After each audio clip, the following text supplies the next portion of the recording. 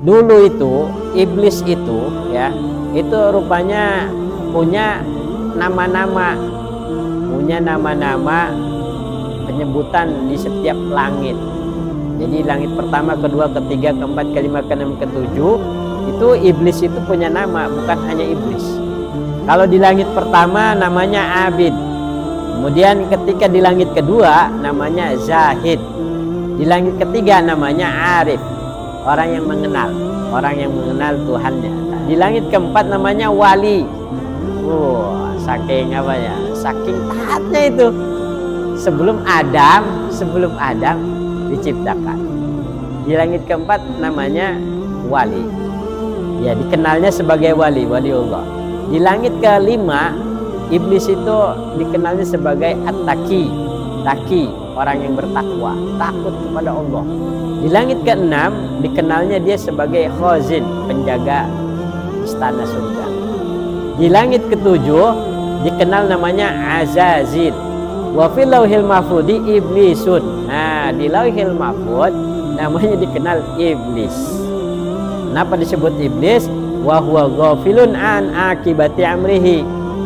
Jadi iblis disebut iblis karena ia telah lupa dari akibat perintah Allah yang ia lupakan atau yang ia ingkari. Kan namanya iblis. Assalamualaikum warahmatullahi wabarakatuh. Hadirin para jamaah sekalian yang dimuliakan oleh Allah Subhanahu wa taala. Insyaallah pada kesempatan ini kita akan melanjutkan kajian tafsir kitab tafsir Jalalain surah Al-Baqarah ayat 34 sampai dengan ayat 37. Seperti biasa sebelum kita mulai kajian ini, mari kita dengarkan bersama lantunan ayat suci Al-Qur'an yang dibacakan oleh Al-Mukarram Ustadz Iwan. Kepadanya dipersilahkan. A'udzu billahi minasy syaithanir rajim.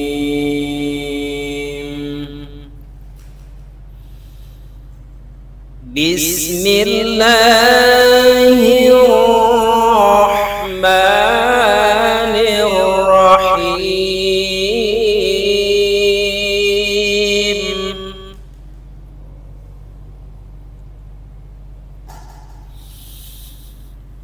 Wa idh qulna lil malaikati isjudu li adama fasajadu illa iblis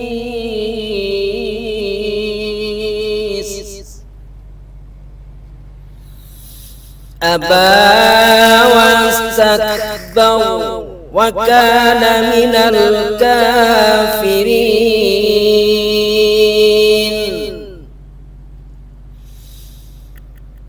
Wa qulna ya Adamu uskun anta wa zawjukal jannata wa kula minha ragadan haitsu syi'tuma wa la taqraba hadhihi asy-syajarata fatakuna minadh-dhalimin.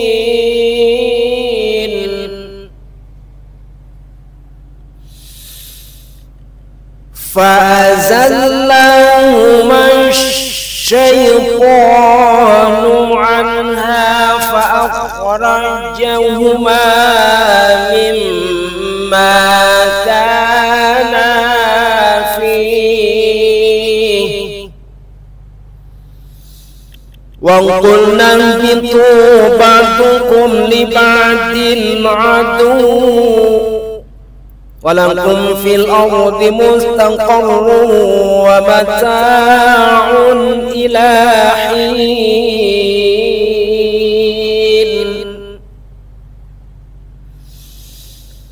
فانطلقا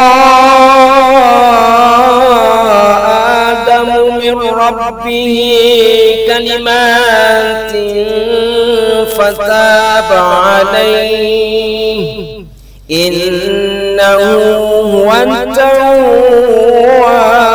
الرحيم.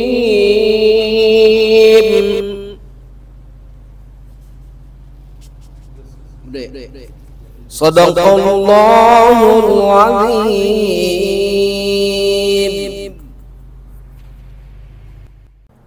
Baiklah para jamaah sekalian yang dimuliakan oleh Allah Subhanahu wa taala, kita mulai saja. A'udzubillahi minasyaitonirrajim. Bismillahirrahmanirrahim. Wa idh qulna lil malaikati isjudu li adama fasajadu illa iblisa aba wastakbara wa kana minal kafirin. Wazkur lan elinga sira idh qulna tatkala wis ngucap kami lil malaikati kadue malaikat ngucap-ngucap ing lapad usjudu li adama pada sujud sira kabeh li adama kadue Adam sujudan tahiyatan bil inhinai sujudan tahiyatan kelawan sujud penghormatan bil inhinai kelawan ngebungkuk. Fasajadu mangka pada sujud ia malaikat illa iblisa angin iblis. Huwa ya iblis abul jinni iku bapane jin. Kana kang ana ia abul jin bainal malaikati iku tetep ing dalem antarane malaikat. Aba kang ngebangkang ia iblis imtanaa tegese nyegah nolak ia iblis minas sujudi saking sujud. Wastakbara lan ngerasa sombong ia iblis. Takabbara tegese takabur ya iblis. Wa qala lan ngucap ya iblis, ngucap-ngucap ing lapad ana khairun minhu, ana setuhune isun khairun iku luwih becik minhu tunimbang saking Adam. Wa kana lan wis ana ya iblis minal kafirina iku tetep setengah saking wong kang kafir kabeh. Fi ilmillahi ing dalem ilmu Allah Ta'ala. Wa qulna lan wis ngucap kami ngucap-ngucap ngilafad ya Adam uskun anta, ya Adam wahai Adam uskun menengah sira anta tegese sira takkidun lapad anta iku jadi taukid lidzamiril mustatari kadue domir kang den simpen liyu'tafa derapan yentah den atap akan ya lapad anta alaihi ing atase lapad uskun. Wa zaujuka lan pasangan sira hawa'u tegese hawa bil madi kelawan dibaca mad. Wa kana lan wis ana ya Allah khalaqaha iku wis nyiptaaken Allah ha ing hawa min dil'ihi saking tulang rusuke Adam al aisari kang kiwe al jannata ing surga. Wa kulalan mangan sira karone minha saking surga akalan kelawan mangan rogodan kelawan mangan kang puas wasian tegese kang luas la hijra fihi oranana larangan iku maujud fihi ing dalam akal. Haitsu syi'tuma sekira wis ngarep sira karone wala taqraba lan aja marki sira karone hadhihi syajarata ing ikilah ambon bil ukli kelawan mangan minha saking syajarah wa hiya lan ya syajarah al-hintatu iku biji-bijian wal karamu lan pohon anggur au ghairuhuma atawa seliyane karone hintah wal karum. Fatakuna mangka dadi sira karone ai patasira tegese mangka dadi sira karo minaz zalimina iku tetep setengah saking wong kang zalim kabeh, ail asina tegese wong kang maksiat kabeh. Fa azallahuma syaitanu, fa azallahuma mangka wis ngusir huma ingkarone Adam lan Hawa, asyaitanu sapa syaitan, iblisu tegese iblis, ada habahuma kang ngusir ya iblis huma ingkarone Adam lan Hawa. Wa fi qiraatin lan iku tetep ing dalam siji bacaan utawi lapad fa azalahuma, nahahuma tegese ngedorong ya iblis huma ingkarone Adam lan Hawa anha saking jannah, ail jannati tegese jannah tegese surga, bi an qala kalawan entah ngucap ya iblis lahuma kadue Adam lan Hawa, ngucap ing lapad hal adullukuma anatah bakal nuduh akan isun kuma ing sirakara ala syajaratil khuldi ing atase pohon khuldi.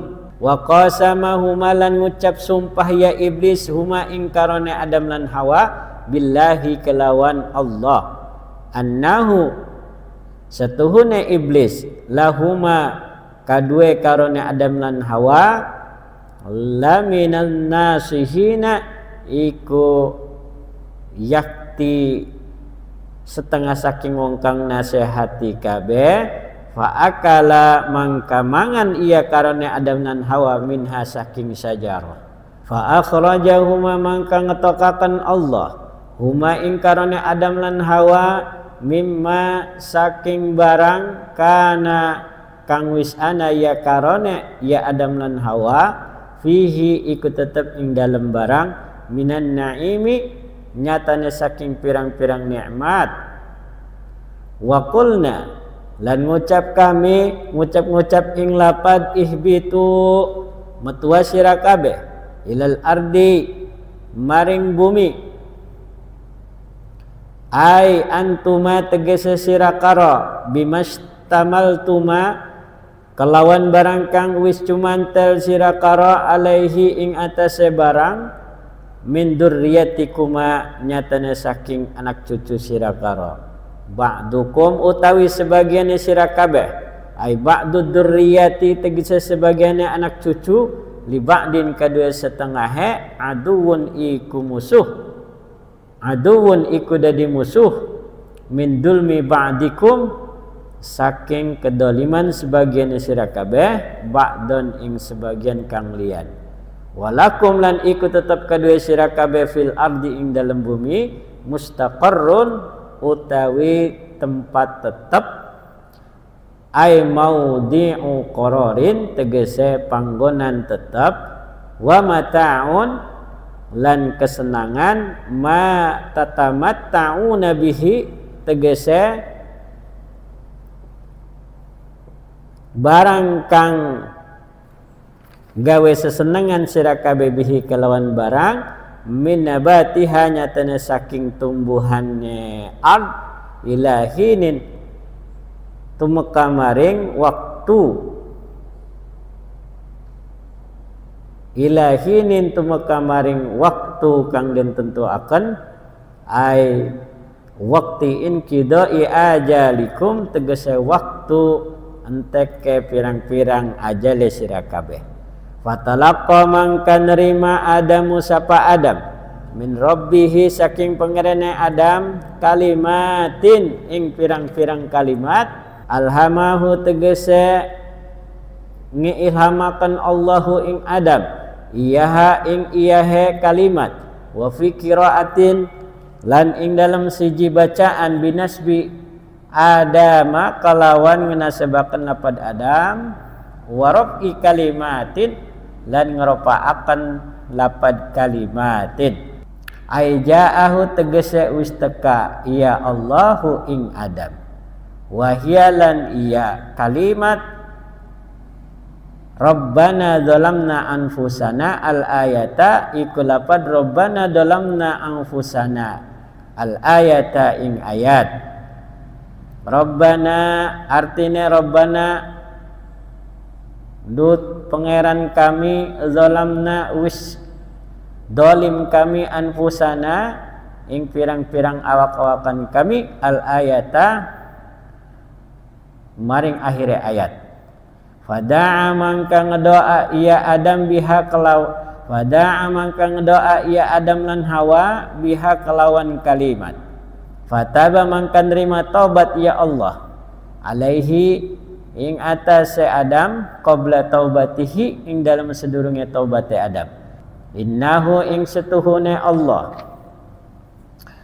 huwa iku ya Allah at-tawwabu iku kang maha nerima tobat ala ibadihi ing atase hambane Allah ar-rahimu tur kang welas asih bihim kelawan makhluk. Para jemaah sekalian yang dimuliakan Allah Subhanahu wa taala, itulah penerjemahan bahasa daerah dan insyaallah kita pahami dengan berbagai aspek pemahaman dalam kajian ilmu tafsir.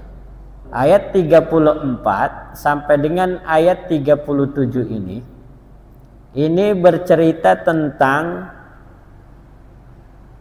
perintah Allah terhadap malaikat dan iblis untuk memuliakan Adam.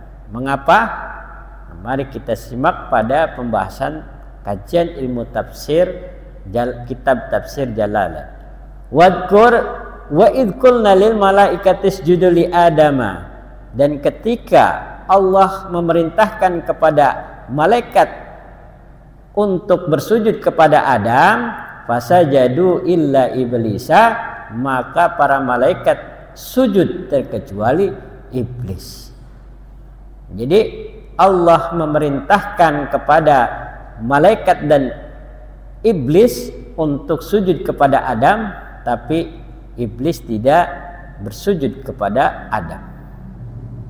Di sini kalimat sujud yang Allah perintahkan kepada malaikat ataupun kepada iblis ini bukan sujud yang berbentuk sebagaimana kita beribadah kepada Allah. Jadi karena sujud itu yang dimaksud di sini adalah sujud lugawi, sujud secara bahasa. Jadi sujud secara bahasa ini mengandung dua makna. Pertama, ada namanya sujud dengan menempelkan jidat kita ke tanah. Itu namanya sujud secara syar'i. Sujud sebagaimana kita sholat. Ya, itu secara makna. Kemudian kedua, ada istilah sujud yang mengandung makna apa? Inhina. Jadi dengan membungkukkan badan kita. Jadi kayak orang ruku. Ya. Jadi sujud itu punya dua makna. Ini jangan sampai kita salah paham. Kok manusia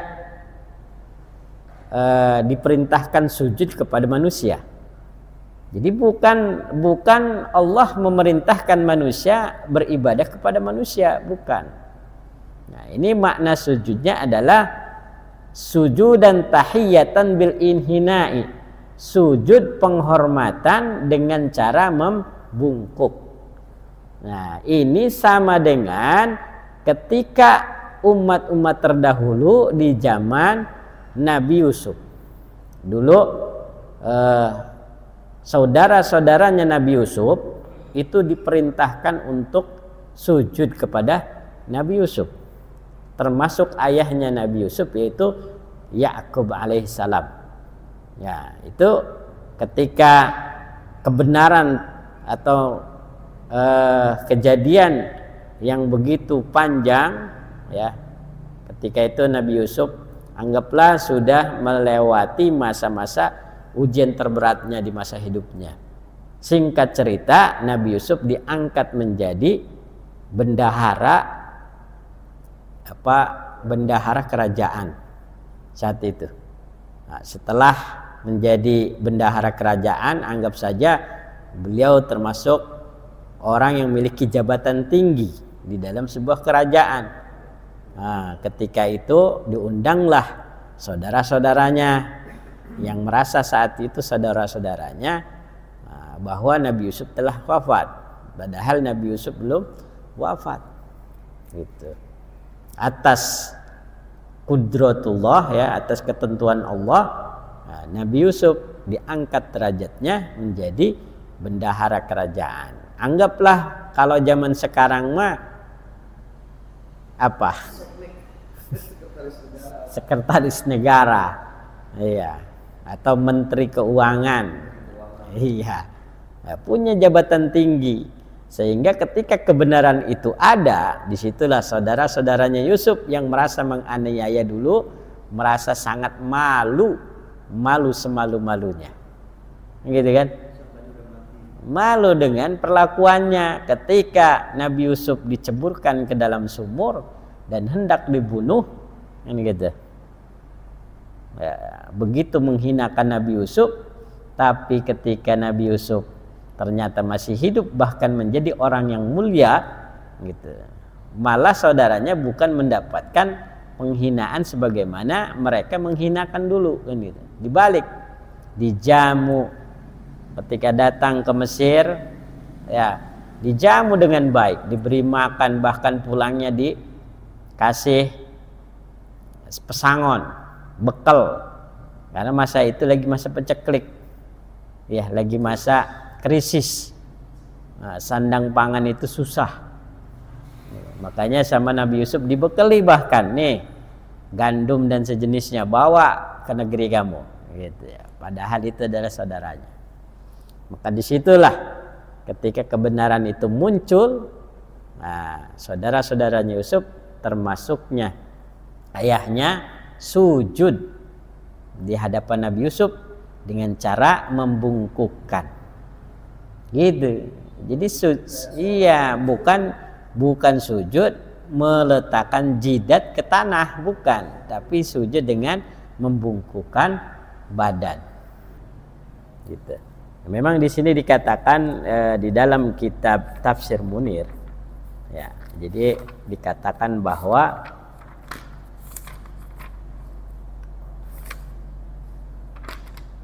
wasujudu nau'ani, sujud itu ada dua macam, sujudu ibadatin wa ta'liyahin wa huwa lillahi wahdahu. Jadi ada namanya sujud ibadah dan sujud ibadah dan menuhankan, ya, seperti tadi tuh kita contohnya adalah wad'ul jabhati alal ardi fahuwal mu'tadu fi sholati, meletakkan jidat ke tanah, yaitu sebagaimana biasa yang terdapat di dalam sholat. Namanya sujud, kita menuhankan Allah, gitu. Dengan ada juga sujud kepasrahan dan kerendahan, ketaatan dan kerendahan. Wa amma al-inqiyadu wal khudu'u limuqtadu iradatihi, karena ketentuan iradat Allah. Seperti apa? Seperti wan najbu wasyajaru yasjudani. Tuh, di dalam surah Ar-Rahman ayat 5 ayat 6, surah Ar-Rahman ayat 6, dan bintang dan pohon keduanya bersujud. Gitu kan? Jadi bintang dan pohon juga bersujud kepada Allah. Tapi maknanya bintang sujud begini, nah, ada gak? Bintang sujud seperti halnya kita sholat, nggak bisa kan? Nggak bisa. Pohon nggak bisa juga begini, ya sujudnya kan? Nah, maka tadi ada makna sujud itu dua macam. Pertama tadi meletakkan kepala di bawah tanah, ya, seperti orang sholat. Kedua, sujud dengan pengertian taat dan kerendahan dirinya untuk melaksanakan ketentuan keinginan Allah, ya, seperti bintang dan pohon keduanya bersujud, gitu. Tidak seperti sujudnya orang sholat, gitu kan. Nah, beda dengan juga makna sujud dengan membungkukan. Nah, membungkukan sebagaimana saudara-saudaranya Nabi Yusuf dan ayahnya ketika menghormati Nabi Yusuf, begitu. Jadi ada dua pengertian tentang makna sujud. Beda halnya orang-orang yang menyembah selain Allah. Ya, mereka sujud benar-benar mentuhankan. Ya, ada kan?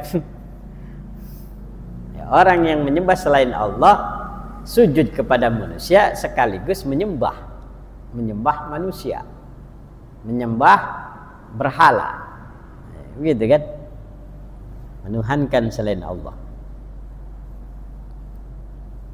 Tuh, begitu. Halnya ada itu. Itulah perbedaan pemahaman ini kemudian menghasilkan berbeda berbeda ideologi. Kan ada manhaj yang melarang bahwa mencium tangan itu dilarang.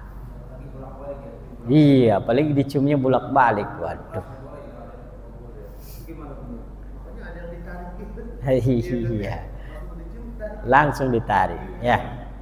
Karena itu pemahamannya yang berbeda. Kita tidak boleh menyalahkan mereka. Karena kita punya manhaj masing-masing, ya, punya jalan cara berpikir masing-masing. Yang penting niat kita. Ya kan, niat kita mencium tangan bukan dalam artian menuhankan, ya kan, sebagaimana yang dimaksud makna sujud dalam sholat, begitu. Tapi kita mengagungkan, memuliakan orang yang lebih tua ataupun orang yang alim, begitu. Jadi jangan salah. Nah, kalau mereka punya pikiran begitu ya dimaklum karena sudah punya pikiran begitu. Makanya kalau dilihat ada itu, saya lihat di antaranya ya salah satu ulama kita itu kalau yang berbeda manhaj, kalau salaman bahkan orang dewasa dengan anak kecil aja begini aja udah kayak orang bisnis. Salamannya ke orang bisnis kan? Iya, kalau kayak orang pedagang atau kita kalau ketemu dengan teman bisnis gitu salamannya gimana? Ini orang tua ataupun seorang yang alim gitu ketemu dengan anak lebih muda dari dia atau lebih kecil atau ya anak kecil ya, kalau salaman kan begini. Iya, salaman deal ya, salaman deal ya. Nah, karena ya tadi ijtihad manhajnya ya, dan itu tidak salah ya, karena memang di sini sejak dulu berkenaan tentang makna sujud itu berbeda ya. Sujud itu adalah meletakkan jidat kita ke tanah gitu. Tapi kalau sujud penghormatan ya hanya membungkukan saja gitu ya. Jadi itu alasannya. Kemudian yang kedua, jadi ada istilah seandainya, ini bicara seandainya. Makna sujud ini kemudian dipahami adalah meletakkan jidat kita ke tanah. Ya. Itu dibenarkan. Memang makna sujud kan meletakkan jidat kita ke tanah. Seandainya itu dibenarkan dan dinisbatkan kepada Nabi Adam, maka pemahamannya adalah saat itu Nabi Adam menjadi seperti kiblat sebagaimana Ka'bah. Gitu. Itu pengertiannya. Jadi ketika itu Allah memerintahkan malaikat dan iblis untuk menghormati Adam, memuliakan Adam dengan cara meletakkan jidatnya ke tanah gitu. Nah, ya seandainya itu dibenarkan, maka pemahamannya adalah menjadikan Nabi Adam sebagai kiblat. Jadi bukan menyembah. Yang disembah, sujud sejatinya untuk Allah, sebagaimana kita sholat mengarah kepada kiblat Ka'bah. Nah, pemahaman kita Ka'bah itu bukan yang kita sembah itu adalah arah kiblat gitu. Pemahaman sujudnya adalah tetap kepada Allah. Sujud itu hanya milik Allah. Tapi kiblat Ka'bah itu adalah arah.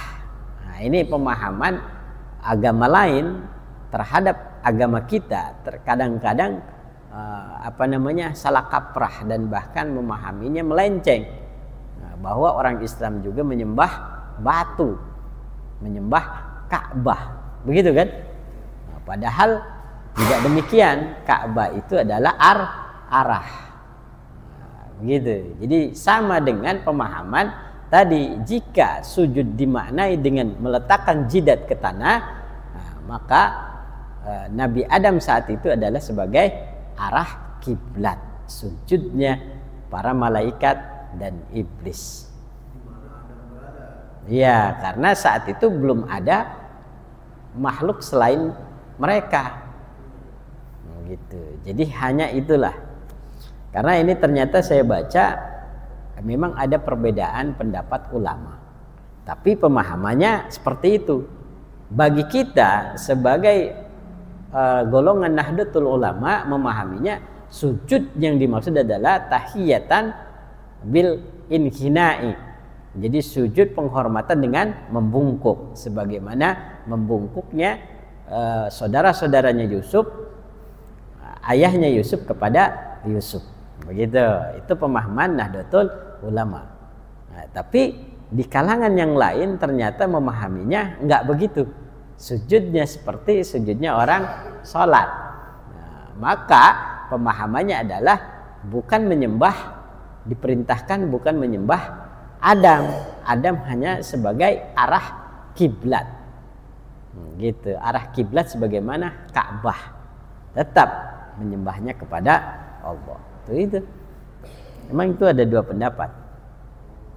Seandainya ada oknum yang menyalahgunakan pengertian sujud itu, menisbatkan kepada kita, kan kamu menyembahnya, nah begitu kan. Nah, kita jelaskan mau ulama yang mana. Kalau kita ya tadi tahiyatan bil inhina, tapi kalau ulama lain yang pemahamannya ke arah sana, ya kita bilang yang tadi kiblat. Jadi jihadun ilal kiblat, arah ke kiblat gitu ya. Itu ada dijelaskan di dalam kitab Tafsir Sawi dan juga dijelaskan di beberapa kitab tafsir. Itu jadi sujud kepada Adam adalah sujud sebagai penghormatan dengan membungkuk. Kemudian fasajadu ila iblisa, kemudian para malaikat bersujud terkecuali iblis. Iblis di sini pengertiannya adalah bapaknya para jin. Karena bainal malaikati, yang dahulu mereka berada di antara para malaikat. Nah, ini nanti ada perbedaan pendapat tentang iblis itu. Jadi ada ternyata ulama yang memaknai iblis itu bagian daripada malaikat, cuman malaikat yang membangkang.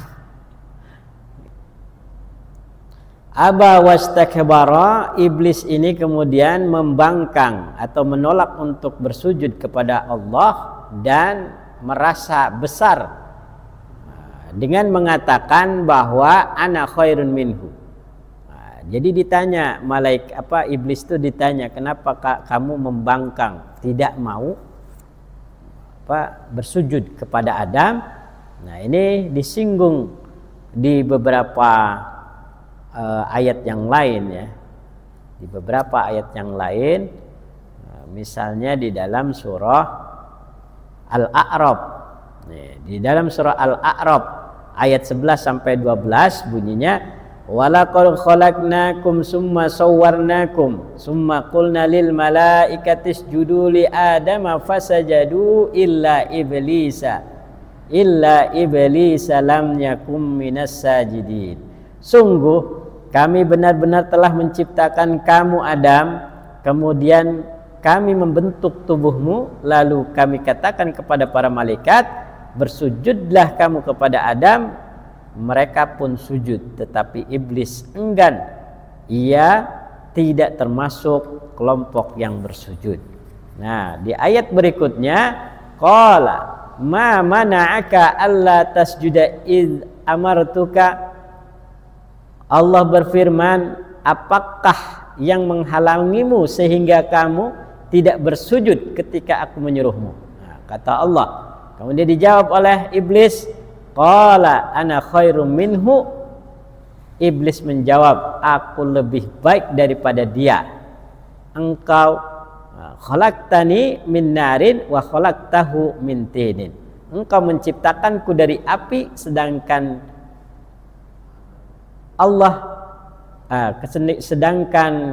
Allah atau engkau menciptakan Adam dari tanah.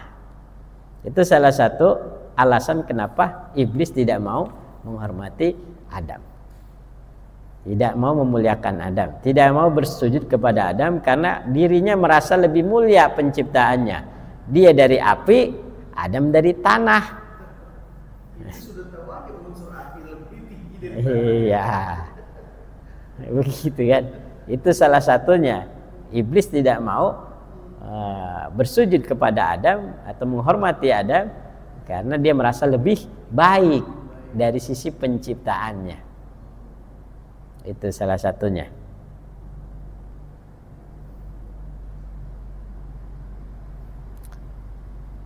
Disindir juga di surah yang lain, di dalam surah Al-Hijr ayat 32 sampai dengan 40. Qala ya iblisu ma laka alla takuna ma'as sajidin. Allah berfirman, wahai iblis, apa yang menyebabkan engkau bersama mereka? Apa yang menyebabkan kamu enggan bersama mereka yang bersujud itu? Qala lam akul li asjuda li basyarin khalaqtahu min salsalin min hama'im masnun. Iblis berkata, aku sekali-kali tidak akan bersujud kepada manusia yang engkau ciptakan dari tanah liat kering, dari lumpur hitam yang diberi bentuk. Itu di surah yang lain, iblis tidak mau bersujud kepada ciptaan yang terbuat dari tanah liat kering, dari lumpur hitam yang diberi bentuk. Jadi masa saya sujud sama lumpur? Gitu ya. Masa saya sujud sama lumpur hitam? Lumpur hitam itu pengertian iblis mungkin kerak neraka kali itu ya. Jadi dia di bawah, sedangkan api kan lebih baik. Iya. Soalnya dia udah tahu aja gitu. Emang tahu ya. Tapi iblis zatnya ya, artinya bahan ya, bahan iblis diciptakan itu merasa lebih mulia gitu. Dia merasa padahal kan Allah nggak tahu. Iya. Kira dia mau kerak nih. Iya.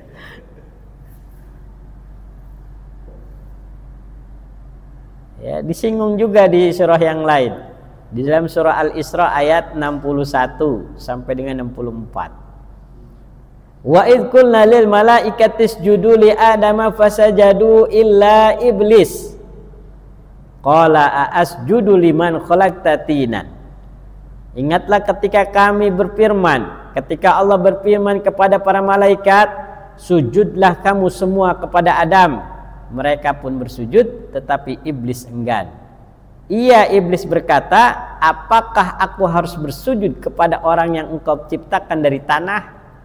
Loh, jadi lagi-lagi nyindir tanah. Ya.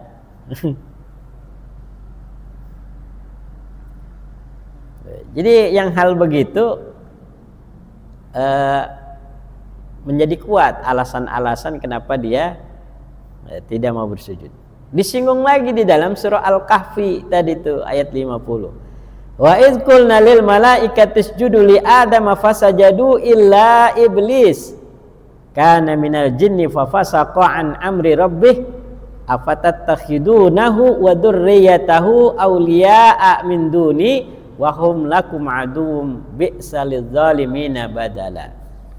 Yang artinya Ingatlah ketika Allah berfirman kepada para malaikat, sujudlah kamu semua kepada Adam. Mereka pun bersujud, tetapi iblis enggan. Dia termasuk golongan jin. Kemudian dia mendurhakai perintah Tuhannya. Pantaskah kamu menjadikan iblis dan keturunannya sebagai penolong selain aku? Padahal mereka adalah musuhmu. Iblis adalah seburuk-buruknya pengganti bagi orang-orang yang zalim.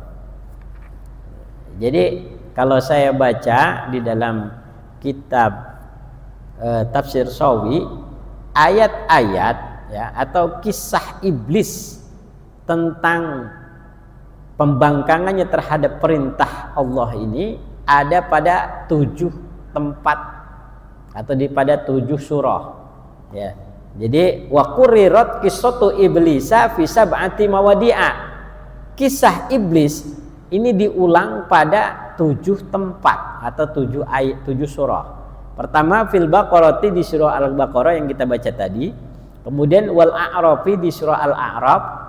Ya, di surah Al-A'raf, di fil Baqarati di dalam surah Al-Baqarah itu saya pertegas ayatnya 34 sampai 37. Wal A'rafi dan surah Al-A'raf pada surah Al-A'raf ayat 11 sampai 12. Wal Hijri surah Al-Hijr ayat 32 sampai 40. Wal Isra'i surah Al-Isra pada ayat 61 sampai 64. Wal Kahfi surah Al-Kahfi pada ayat 50. Wa Toha surah Toha ayat 117, Wasod dan surah Sod pada ayat 75 sampai 76. Jadi cerita-cerita tadi terkait tentang perintah sujud itu diulang di dalam Al-Qur'an pada 7 surah ya, Al-Qur'an gitu. Dan pada ayat tertentu yang tadi saya sebutkan. Tuh begitu ya. Jadi itulah saking begitu betapa takaburnya iblis. Tapi kalau kita lihat dari sisi yang lain, kenapa iblis itu begitu membangkang tidak mau bersujud kepada Nabi Adam? Ini ternyata ada historinya. Kalau dari ayat itu isyaratnya adalah karena iblis tercipta dari api kan gitu. Kemudian manusia tercipta dari tanah gitu ya. Nah, itu isyaratnya. Tapi kalau dilihat dari beberapa pendapat, ini ternyata kita temukan ada alasan yang lain kenapa iblis itu membangkang ya, nggak mau sujud. Jadi salah seorang ulama itu menceritakan tentang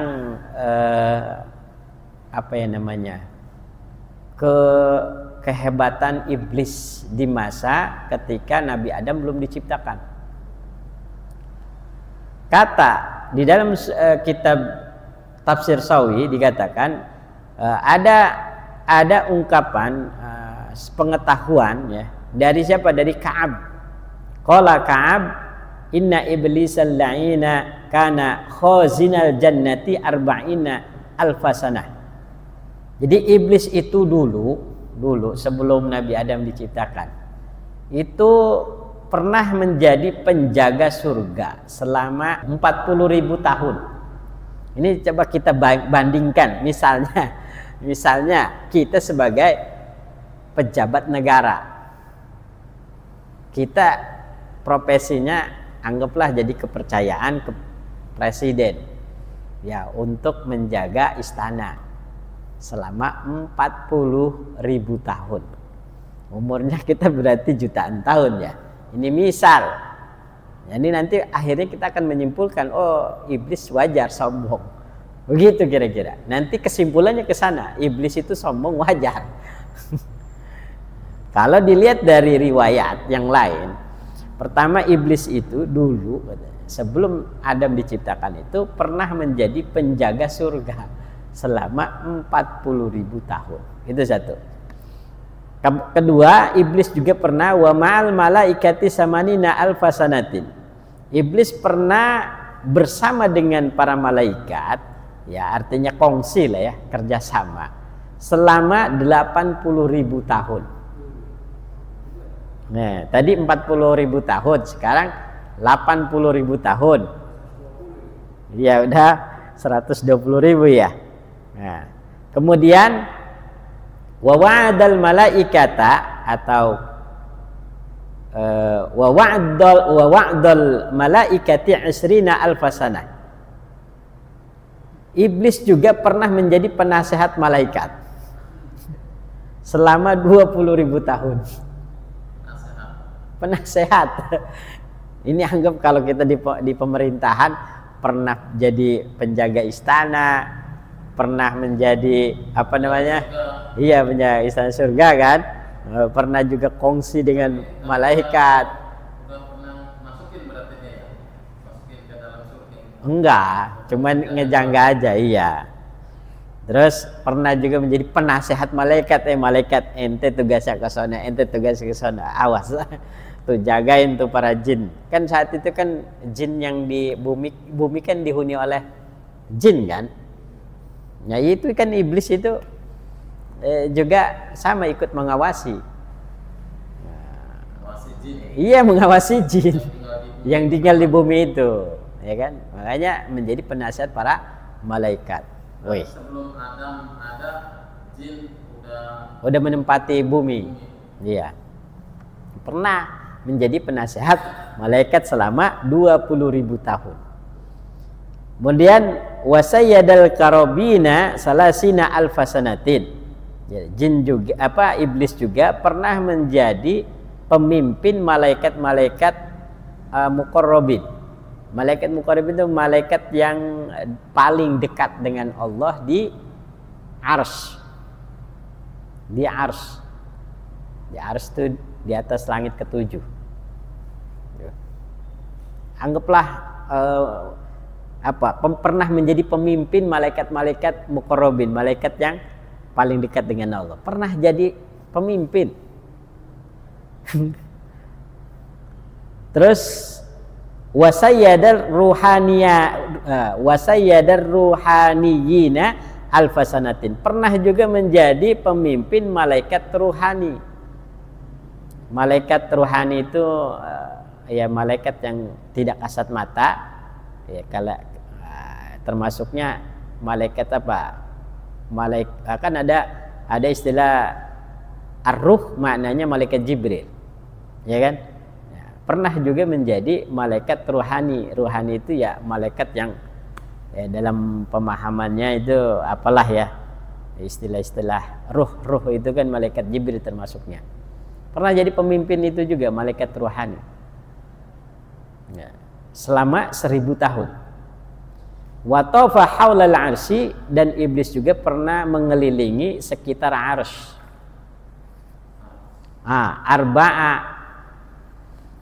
Arba'asyara alfasanatin, 14.000 tahun.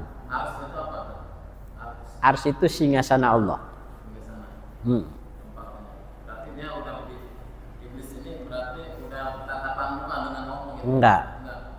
Berarti enggak tahu gitu. Enggak tahu. Jadi hanya ars aja. Istilah ars itu artinya kekuasaan.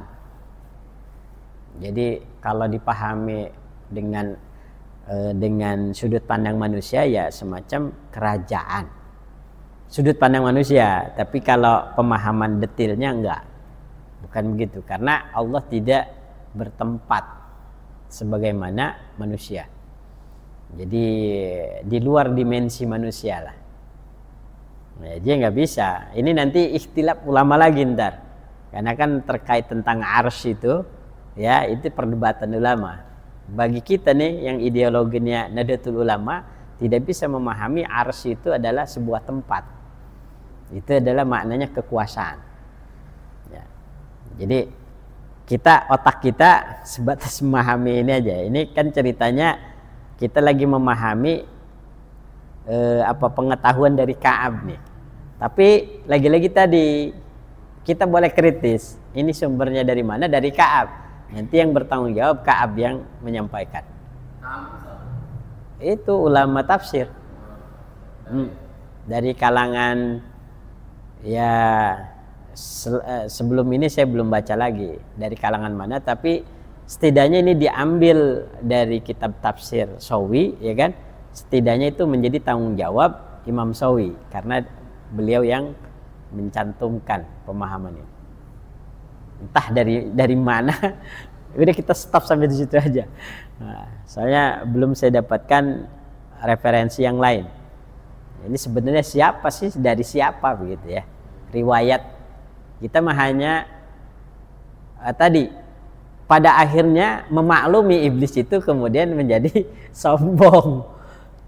Iya, jangan jauh-jauh kita aja di musola ini misalnya. Ini dari awal berdirinya musola, misalnya mohon maaf, Ustadz Uci yang membangun.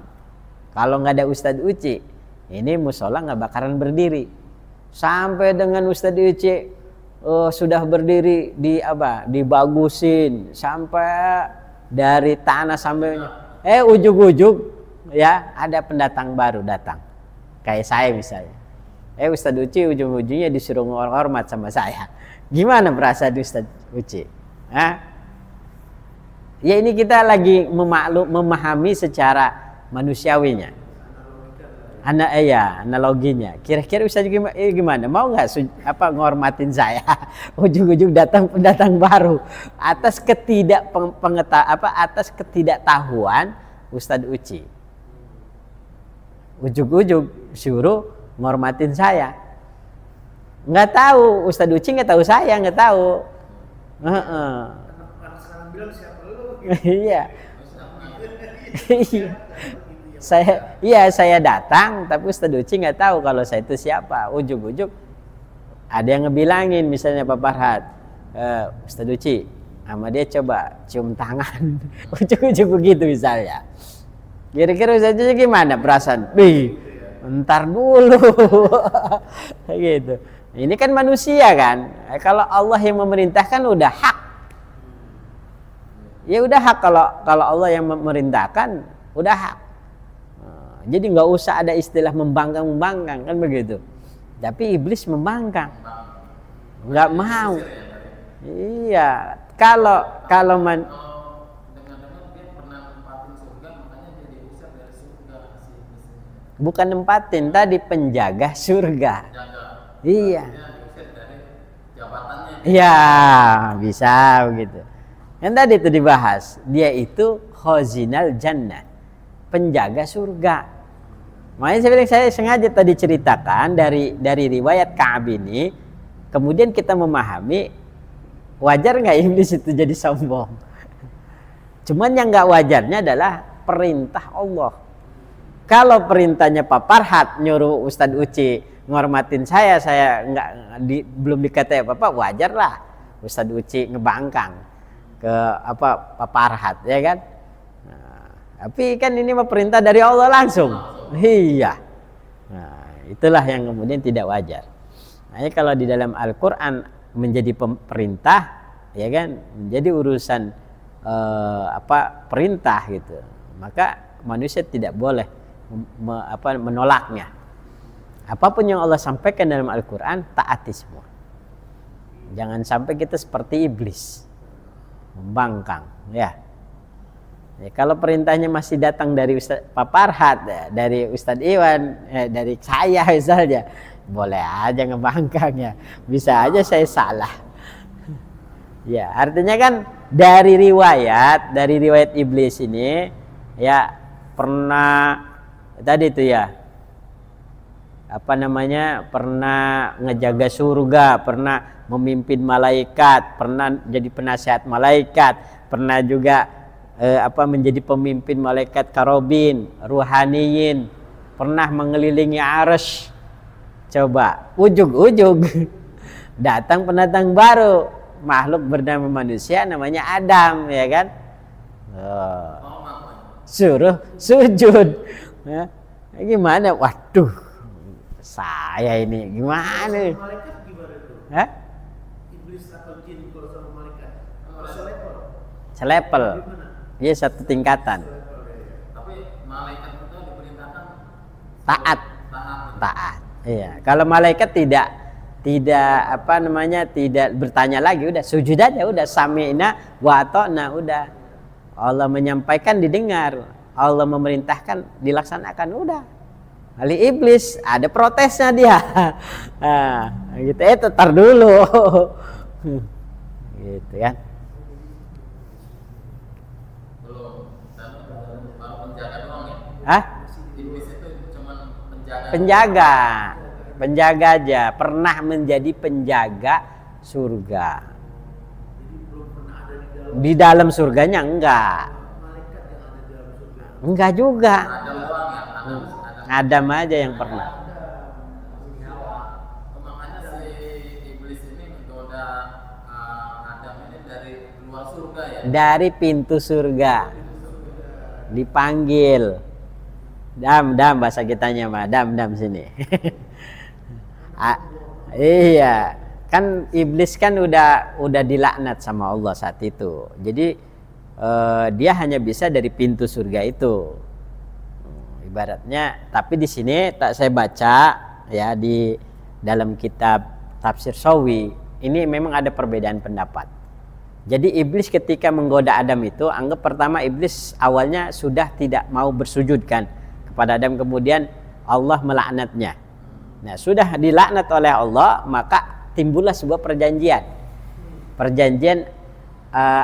iblis yang berjanji kepada Allah, ya Allah tangguhkanlah saya sampai hari kiamat gitu, saya akan menyesatkan Adam dan anak cucunya. Berarti sudah punya misi itu, ya kan, sudah punya misi dia. Nah, misi dia adalah menggoda Adam dan makanya dia masih diberi izin. Dia masih diberi izin di mana? Di situ, ya, masih di sekitar surga, tapi bukan di dalam surga. Nah, ini ada pendapat ulama ya.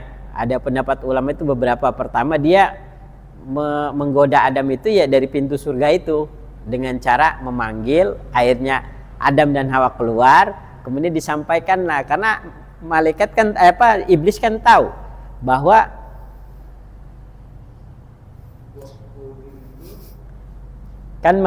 iblis kan tahu bahwa Adam itu nggak boleh itu, wala taqraba hadhihi syajarata fatakuna minadz zalimin. Iblis tahu bahwa Allah memerintahkan Adam dan Hawa jangan mendekati pohon itu iblis tahu. Maka karena iblis tahu, nah disitulah celah supaya untuk menggoda Adam dan Hawa kan gitu. Nah, dengan berbagai cara. Ada ulama yang mengatakan ya iblisnya itu adalah dengan cara memanggil Adam dan Hawa untuk keluar, ataupun ya hanya di pintunya saja, karena iblis juga pernah jadi penjaga penjaga surga kan. Setelah dicopot dari jabatannya kan berarti cuman hanya bisa dari pintu saja, memanggil kemudian menyampaikan. Bahkan saking supaya bisa dipercaya sama Adam dan Hawa itu, iblis itu bersumpah demi Allah. Di sini tadi ada tuh di itunya. Bersumpah di hadapan Adam. Iya, di hadapan Adam dan Hawa itu dia bersumpah begini ngomongnya. Kata iblisnya, hal adullukuma ala syajaratil huldi. Kata iblisnya, apakah saya akan tunjukkan kepada kalian berdua kepada pohon huldi gitu kan. Pohon huldi, wa qasamahuma billahi, bahkan iblis itu bersumpah demi Allah gitu. Jadi Adam Hawa kalau bahasa kitanya, nih saya bersumpah demi Allah, ini demi kebaikan kalian berdua, demi kebaikan kalian berdua, bahwa supaya kalian ini kekal di dalam surga, maka kamu itu harus melakukan sesuatu. Kenapa Allah melarang kamu memakan buah huldi itu, gitu kan? Kenapa? Karena Allah ingin kamu jangan kekal di surga. Dibalik. Nah, ini hasutan iblisnya begitu. Allah itu pengen kamu itu jangan kekal di surga, makanya kamu tidak diperbolehkan makan pohon huldi. Huldi kan artinya kekal. Makanya kan sajaratul huldi artinya pohon kekal. Gitu kan? Allah ingin kamu nggak kekal di surga, makanya kamu jangan makan buah huldi itu. Saya demi Allah begitu. Saya ini sama ente jauh. Saya udah hidup berapa puluhan ribu tahun. Udah kalau bahasa ahli udah gitu. Saya dulu ngejaga surga ini tahu gitu kan. Ente baru diciptain. Ente baru diciptain udah masuk surga. Allah tuh pengen ente itu jangan lama-lama di surga, makanya jangan makan buah huldi. Sampai demi Allah gitu. Ikan emang Allah izinkan iblis itu untuk menggoda Adam itu dan Hawa. Makanya diperbolehkan gitu. Nah, sehingga singkat ceritanya Adam saat itu dalam riwayat yang lain menolak, tetap kuat imannya. Dalam riwayat yang kuat nggak mau karena kekeh bahwa itu adalah dilarang Allah. Wala taqrabah hadisyajarat wa inna minadz zalimin. Tapi Hawa akhirnya si iblis ini merayu menggoda Hawa. Nah, Hawa digodalah. Ente mau nggak bakalan lama-lama di sini. Kan kita tahu ini sifat perempuan. Dengan keindahan itu pengennya selama-lamanya kan begitu. Kesenangan itu pengennya yang lama aja kan gitu. Keindahan kesenangan surga. Jadi makanya jadi saking ahlinya itu iblis. Nah, akhirnya Hawa terpikirkan di suatu saat, jadi nggak langsung saat itu nggak. Ada semacam jeda lah. Nah, si Hawa ini kemudian terpikirkan, apa iya ya saya kalau nggak lama di surga ini kan indah enak gitu kan, masa saya nggak lama-lama di surga. Akhirnya dia terpikirkan, dia khawatir, timbullah perasaan khawatir nih Hawa nih. Nah, ini sifat manusiawi, termasuk sifat perempuan-perempuan yang ada di dunia sekarang, ya kan? Iya, ras terkuat. Iya kan? Kalau kita masih tenang, hari ini nggak ada duit, anteng tenang aja, ntar juga besok ntar ada rezeki kan gitu. Lah perempuan, hari ini nggak ada duit, udah puyeng dia ngelihat lakinya, diem aja di rumah kan begitu. Khawatir kan istri mah. Waduh, ntar saya nggak bisa makan nih, ntar anak saya nggak bisa makan nih. Ya akhirnya apa? Ribut kan, marah-marah kan, perempuan kan ya, perempuan marah-marah sama suaminya. Nggak kerja di rumah aja gitu. Tidur aja kerjaannya. Marah dia, ngambek ya. Jadi istilah perasaan khawatir perempuan kan ada tuh. Sama dengan Hawa, khawatir dia, terguncang hatinya, kepikiran, wah saya nggak lama ini di surga. Akhirnya dengan kekhawatiran dia, dirayulah Adam. Adam dirayu. Adam, ya, saya, ya, beb, masa kita nggak, demi aku, kalau kamu cinta, nurutlah sama aku. Ini gitu kalau bahasa kita mah kan. Coba tega nggak kira-kira kalau istri kita misalnya nangis, iya merajuk-rajuk. Nah, sama dengan ketika Adam dirayu oleh Siti Hawa karena rasa gelisahnya yang luar biasa. Akhirnya Adam ngelihat istrinya begitu apa ya begitu keinginannya terlalu besar, ya apalah Adam, seorang laki-laki kan begitu ya, punya syahwat, ya kan, punya juga jiwa ingin menyenangkan istrinya, ya kan. Akhirnya ya sudah kalau begitu, untuk menghilangkan perasaan keinginannya, didekatilah si pohon itu, dimakan. Pertama yang makan Adam, kan demi istrinya.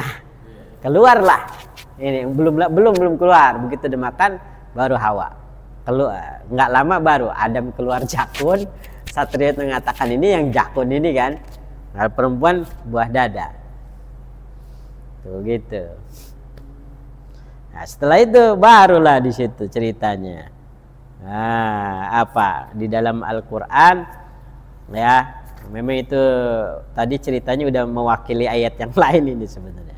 Baru setelah itu fa akhrajahuma mimma kana fihi wa qulna bitu ba'dukum li ba'din adu walakum fil ardi mustaqar wa mata'un ilahin.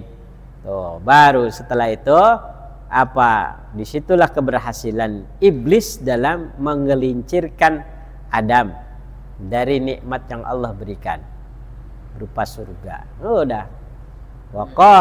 Kata Allah, ihbitu, nah, keluarlah kalian. Ihbitu, keluarlah kalian. Kalian ini semua siapa? Adam, Hawa, terus iblis, terus ular. Enggak, ini pendapat ulama aja. Jadi kan kalimat di Arabnya itu kulnah bitu, ihbitu artinya kan keluarlah kalian. Ihbitu itu jamak dalam ilmu nahwu. Ihbitu itu jamak, ya jamaknya itu semuanya. Nah sedangkan Adam dan Hawa kan dua, jadi ini tasniah namanya. Maka ihbitu itu jamak berarti bukan hanya Adam dan Hawa yang keluar, gitu. Semua perangkat-perangkat yang lain yang keluarnya berarti di situ termasuknya iblis. Nah, ular itu kenapa ular? Karena ada pendapat ulama bahwa ketika di penjagaan surga itu, ya, ketika iblis bisa merayu Hawa itu melalui ular. Jadi iblis itu masuk ke mulut ular. Kemudian ular itu mendekati Adam dan Hawa dan keluarlah suara iblis. Jadi ular itu perantara supaya si iblis ini bisa masuk ke dalam surga. Ya? Iya, pendapat ulama lain. Ya, keterangannya kita hanya buat hikmah aja. Ya, intinya ini kan pendapat, ya kan? Pendapat itu tadi ada yang menggodanya hanya dari pintu surga saja, ada juga masuk ke dalam surganya tetapi melalui perantara ular tadi. Iblis masuk ke dalam ular itu, melalui mulut ular itu. Kemudian penjaga surganya dilupakan oleh Allah. Gitu. Penjaga surga malaikat, ya. Malaikat yang menjaga surga oleh Allah buat lupa. Maksudnya tidak diketahui bahwa ada iblis yang menyelinap ke dalam surga. Itu pendapat ulama lain. Artinya ini hanya pendapat. Tapi jamak tadi, kulnah bitu itu, keluarlah kalian. Itu tadi, jika memang benar perantaranya ular, maka yang keluar Adam, Hawa, iblis dan ular. Tapi kalau ular tidak dianggap dalam pendapat yang lain, misalnya tidak ada kaitannya, hanya berarti Adam, Hawa dan iblis. Nah, jika misalnya tidak juga, iblis tidak termasuk misalnya, maka di sana disyaratkan Adam, Hawa dan anak cucu Adam dan Hawa. Jadi intinya itu jamak. Soalnya kalimatnya kulnah bitu, keluarlah kalian. Gitu. Itu dalam Al-Qur'annya. Jadi terkait tadi itu dari Ka'ab. Dari Ka'ab. Dari Syekh Ka'ab. Saya tidak temukan di sini dari kitab apa pengambilannya. Nah, kemudian di sini ceritanya masih panjang sebenarnya, ya. Cuma nih biar satu cerita aja deh. Biar paham bahwa ternyata kata Ka'ab bilang dulu itu iblis itu, ya, itu rupanya punya nama-nama penyebutan di setiap langit. Jadi langit pertama, kedua, ketiga, keempat, kelima, keenam, ketujuh, itu iblis itu punya nama, bukan hanya iblis. Kalau di langit pertama namanya Abid. Namanya Abid. Jadi ketika di langit pertama berarti waktu itu sedang mengarahkan para jin lah. Para jin. Ya kan para jin kan menghuni bumi kan. Ketika di langit pertama iblis itu dikenal namanya Abid. Tuh. Kemudian ketika di langit kedua namanya Zahid. Kalau Abid kan artinya seorang hamba. Kalau Zahid itu orang yang berjihad. Ya kan? Di langit kedua dikenal namanya Zahid. Di langit ketiga namanya Arif. Orang yang mengenal Tuhannya. Kayak wali itu al-arif billah, orang yang mengenal Tuhannya, kan gitu. Namanya siapa? Wali kan. Artinya istilah wali itu kenapa disebut wali? Karena dia itu arif. arif billah, mengenal Tuhan. Maksudnya mengenal Tuhan bukan dengan mata, dengan batin kan gitu. Namanya arif. Di langit ketiga, di langit keempat namanya wali.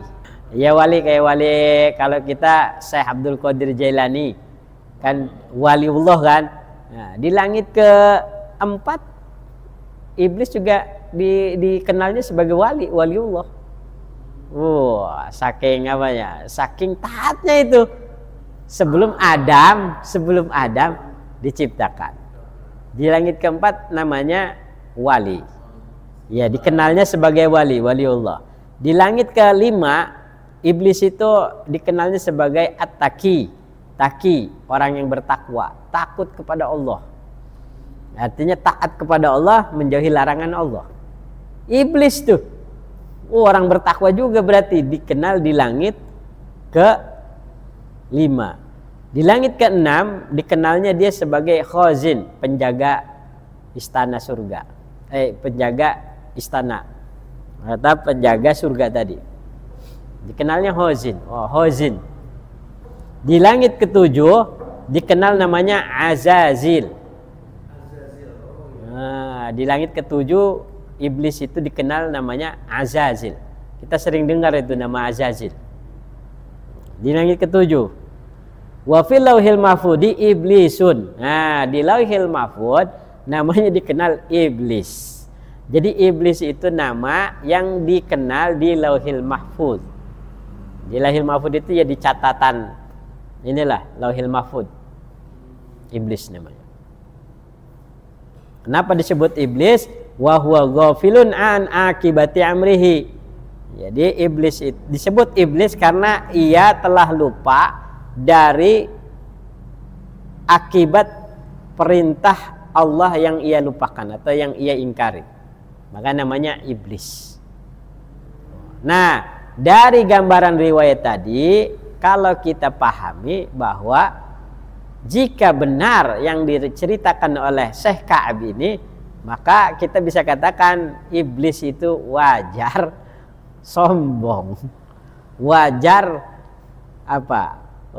membantah untuk tidak bersujud kepada Allah, karena riwayatnya terlalu hebat.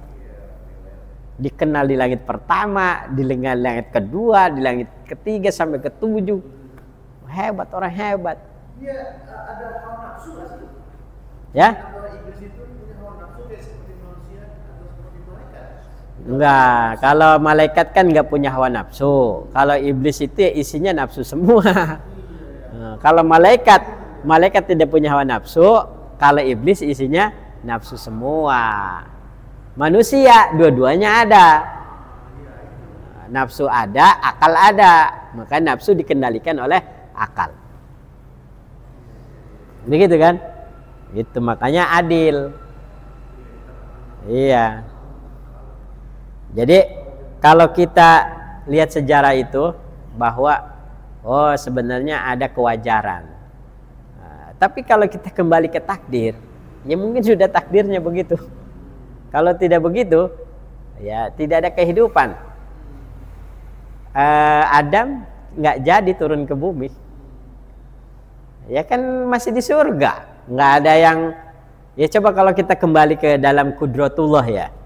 Seandainya Adam tidak digoda oleh iblis, kira-kira turun nggak ke bumi? Enggak. Berarti kita judulnya masih di surga sekarang. Tetapi biar kita tambah pengetahuan, itu anggaplah cerita dari satu kitab. Yang tadi saya sampaikan itu dari cerita kitab Tafsir Sawi ya. Nah, kalau dari ulama yang manhajnya beda lagi, jadi ada pemahaman Mu'tazilah. Pernah dengar nggak Mu'tazilah? Jadi ada manhaj ya, orang Islam dia pahamnya paham Mu'tazilah. Kalau kita apa ideologinya? Maturidiyah, Asy'ariyah. Kita itu Asy'ariyah. Kalau ahli sunnah wal jamaah, nah ini kan wadahnya. Nih, ini wadahnya ahli sunnah wal jamaah. Di bawahnya itu Imam Syafi'i itu kan, kalau fikihnya kan Imam Syafi'i kita nih. Kemudian manhaj ideologinya itu Asy'ariyah. Iya, itu Asy'ariyah, itu emang udah satu jalur tuh, Asy'ariyah. Nah, ideologi kayak memahami sifat 20 gitu, itu Asy'ariyah. Nah, kemudian ada nih namanya Mu'tazilah. Jadi sekelas ideologi itu ada Mu'tazilah, ada Qadariyah, ada Jabariyah, banyak itu. Nah, ada pemahaman Mu'tazilah sama Qadariyah nih, dua pemahaman ini. Ternyata innaha jannatun fil ardu gairu jannatil khuldi. Jadi yang dimaksud surga ketika Adam di surga itu ya, itu bukan surga yang ada di langit, tapi surga yang ada di bumi. Pengertiannya. Jadi surga itu, jannat itu bahasa Indonesianya apa? Taman. Artinya taman, surga iya taman. Jannat kan, jannat itu artinya taman. Jadi taman itu kan indah, ya kan, taman kan indah kan. Anggaplah ini taman. Nah, ini taman ini adanya taman yang ada, atau surga di dunia, bukan surga di langit. Makanya masih bisa digoda oleh jin. Gitu. Itu pengertian Mu'tazilah dengan Qadariyah. Jadi maka wajar jin bisa masuk walaupun tanpa perantara. Coba, walaupun tanpa perantara. Iya, begitu ya. Nah, sekarang kalau kita bertahan, kita kan Asy'ariyah ya, tetap di langit ya. Nah, pemahamannya begini, ternyata surganya dulu dengan surga nanti fi yaumil qiyamah itu beda.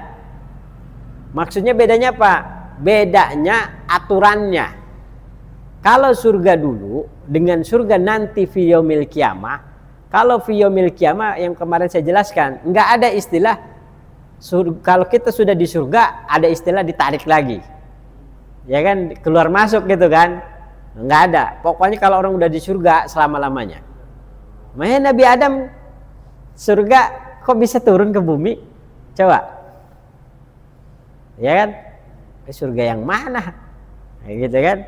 Nah, pengertian ulama kita itu adalah surga ketika Adam baru diciptakan itu berbeda dengan surga nanti fi yaumil qiyamah. Kalau sudah hari kiamat, maka surganya, kalau orang sudah masuk surga nggak ada istilah keluar lagi, nggak ada lagi lupa dihisab, gitu. Nah, maka masuk tuh. Kalau dulu karena tidak ada makhluk di dalam surga itu, kan nggak ada makhluk. Siapa? Udah masuk surga, tapi iblis masih tergoda lagi nggak itu? Nggak ada, udah kan iblis udah final. Iblis sudah di neraka kan sesuai dengan perjanjiannya, perjanjian dengan Allah bahwa berikan kesempatan padaku, tangguhkanlah aku agar aku bisa menyesatkan Adam dan anak cucunya. Iya, sampai hari kiamat. Dikabulkan sama Allah kan. Begitu. Jadi surganya dulu dengan surga nanti fi yaumil qiyamah beda. Kalau surganya dulu memang ada semacam masih boleh kayak iblis masuk gitu. Cuman karena ada misi tadi menggoda Nabi Adam supaya tadi kuat nggak imannya. Begitu. Ini pemahaman ulama kita. Ya, jadi kalau kita mengikuti ulama kita masih masuk. Tapi kalau tadi Mu'tazilah sama Qadariyah agak bingung juga kita memahaminya. Iya, masa surga ada di langit pertama? Ya, surga maknanya taman. Ya memang jannat itu artinya taman. Cuman di bahasa Indonesia kita kan surga. Iya, iya surga dunia namanya kan. Ya, tuh itulah seputar, sebenarnya cerita masih panjang, cuma waktunya udah kemana tahu. Nanti kita di session kedua ini masih banyak tentang tentang tadi ada juga kemudian setelah Nabi Adam turun ke bumi itu, ya singkat ceritanya, kemudian anggaplah Nabi Adam itu merasa bersalah, bertobatlah Nabi Adam. Tobat sampai nangis sampai dengan Ya, sampai berapa tahun dia nangis? Sedih itu. Sampai 300 tahun. 300 tahun Pak Farhad. Nangis. Mengucurkan air mata nggak habis-habis. 300 tahun. Ini satu riwayat mengatakan begitu. Ada di sini nih. Gitu. Saking menyesalnya turun ke bumi, diturunkan ke bumi. Di dalam kitab tafsir saya dikatakan itu diturunkannya juga berbeda-beda. Ya, jadi kalau Nabi Adam itu diturunkannya di India. Nabi Adam diturunkan di India di suatu tempat yang disebut dengan Sarnadib. Nama lokasinya namanya Sarnadib di India. Sarnadib. Iya, Sarnadib. Kemudian Hawa di Jeddah. Di kota Jeddah. Jeddah berarti di Arab Saudi. Iblis di Ablah. Ablah. Nggak tahu. Saya belum cek peta itu Ablah di mana itu Ablah. Kalau ular diturunkannya di Asbahan. Berarti Asbahan itu di mana? Ya, kalau sekarang mungkin namanya udah berubah kali ya. Di Asbahan. Ular kan itu kan tadi 4 tuh kan. Nabi Adam di India kena batunya. Adam di India, Hawa di Jeddah, kemudian iblis di Ablah, kemudian ular di Asbahan. Tapi masuk akal juga sih kalau dibilang ular itu kalian itu masuk keturun ya. Karena sampai sekarang kan ular jadi simbol-simbol gitu. Iya, dari simbol kejahatan lah ya. Yo. Nah, kesedihan Nabi Adam itu bisa diperkirakan begini. Di sini dikatakan itu namanya syarat bertobat itu kan yang penting adalah an-nadbu wal ikla'u wal ajamu an ala alla ya'uda. Jadi syarat bertobat itu adalah menyesali, kemudian berhenti, tidak melakukan, dan bertekad kuat untuk tidak mengulangi kembali. Itu kan namanya syarat bertobat, ya kan? Nah, kemudian karena syarat bertobat itu demikian, Nabi Adam itu selama tinggal di bumi itu ya, itu selama 300 tahun itu tidak mengangkat kepalanya ke langit. La yarfa'u ra'sahu ila sama'i hayaan minallahi ta'ala. Kenapa? Karena malu sama Allah. Enggak mau ngangkat ke langit begini. Begini aja. Sedih terus. Sedih selama 300 tahun. Tapi di dalam Al-Quran tadi setelah 300 tahun itu, bukan setelah 300 ya, ini hanya ceritanya. Tapi di Al-Quran hanya mengisyaratkan fatalaqa Adamu min rabbihi kalimatin fataba alaihi innahu tawwabur. Kemudian Allah menyampaikan beberapa kalimat kepada Adam, kemudian Allah mengampuni taubatnya.